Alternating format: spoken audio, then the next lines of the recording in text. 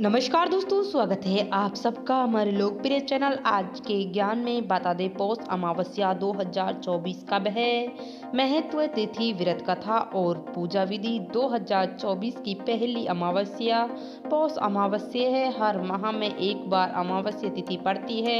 हिंदू धर्म में अमावस्या का बहुत ही अधिक महत्व है। पौष माह की कृष्ण पक्ष की अंतिम तिथि को पौष अमावस्या कहते हैं। पौष अमावस्या ही धनु संक्रांति आती है और सूर्य की धनु राशि में प्रवेश करना पर खरक मास शुरू हो जाता है। इस मास में शुभ और मंगल कार्य वर्जित होते हैं, इसलिए इस मास में पितरों की पूजा पाठ और धार्मिक कार्यों का विधान है। ऐसा मानना है कि अमावस्या की काली रात को काली माता विचरण करने निकलती है और उनकी आराधना से भक्तों पर कृपा बनती है।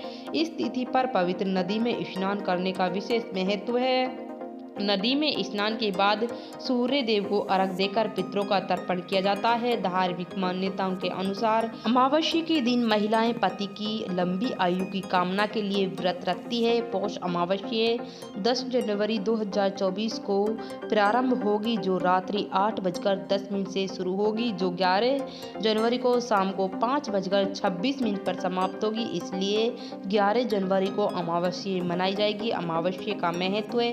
हिंदू पंचांग के अनुसार पौष माह की 10वीं महीने में जिस देवताओं की पूजा करना और मृत पूर्वजों को अनुष्ठान करने के लिए महत्वपूर्ण मानी जाती है। पौष माह को सौभाग्य लक्ष्मी मास का नाम जाना जाता है। हिंदू पौराणिक कथाओं के अनुसार ये माना जाता है पौष अमावस्या की पूर्व संध्या पर देवी लक्ष्मी के दो स्वरूप धन और धान्य लक्ष्मी की पूजा करना शुभ माना जाता है। पौष अमावस्या की व्रत कथा के अनुसार एक गरीब ब्राह्मण की सुंदर गुणवती और संस्कारी बेटी थी, लेकिन उनका विवाह नहीं हो पा रहा था। एक दिन गरीब ब्राह्मण के घर पर एक साधु आया, उनकी सेवा से प्रसन्न होकर आशीर्वाद दिया। फिर उनने साधु से उस कन्या का विवाह करने का लिए उपाय पूछा। कहा कि ये सब कैसे दूर करे, एक परिवार है, ये रोज जाकर उसकी पत्नी की सेवा करे तो वे विवाह में आ रही अड़चनें दूर हो जाएगी। अगले दिन सुबह उठकर कन्या उनके घर जाकर साफ सफाई कर घर वापस लौटती है। उस घर में रहने वाली स्त्री ये देखना हैरान हो गई, कौन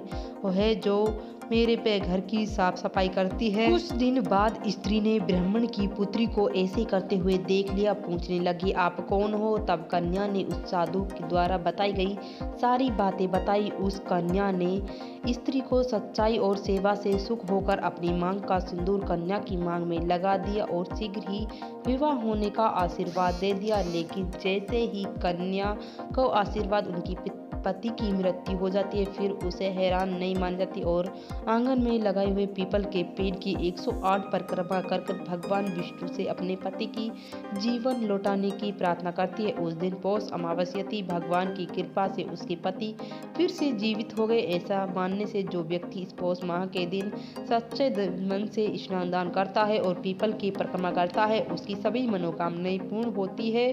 तो ये संपूर्ण जानकारी पौष अमावस्या के बारे में। वीडियो अच्छी लगे तो वीडियो को लाइक शेयर जरूर करना। कमेंट में भगवान विष्णु और माता लक्ष्मी जरूर लिखना।